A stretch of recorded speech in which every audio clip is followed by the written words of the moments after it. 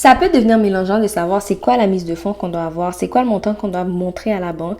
Donc, je me suis dit, je vais faire ce mini calculateur sur mon site internet. Donc, si tu vas sur jennytillus.com/mdf, donc mise de fonds, donc tu vas pouvoir savoir c'est quoi la mise de fonds minimum en fonction du type de propriété que tu aimerais avoir. Donc, par exemple, si tu achètes une propriété de 500 000 et que c'est un unifamilial, ben, ça sera ce montant-là. Mais si c'est un triplex, ben, ça sera ce montant-là. Ça, c'est la mise de fonds nécessaire et c'est la preuve de mise de fonds qu'on doit montrer. Donc, on doit montrer qu'on a les frais pour le notaire, l'inspection. Donc, il y a un montant minimum qu'on doit avoir dans son compte bancaire. C'est pas seulement la mise de fonds qu'il faut avoir. Donc, si on passe à une propriété de 850 000, donc là, pour un triplex, c'est ce montant-là. Pour un condo, c'est ce montant-là. Donc, je trouvais que c'est quand même assez intéressant parce que les règles changent en fonction du type de propriété.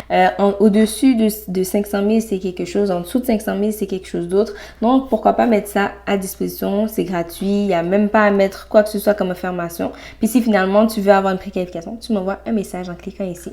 Mais sinon, vraiment, c'est gratuit. Tu as la réponse en 2 secondes. Si tu ne me connais pas, moi, c'est Jenny, ta courtière hypothécaire pour les 25 prochaines années. Et pourquoi pas t'abonner à cette page si tu veux t'acheter une propriété prochainement.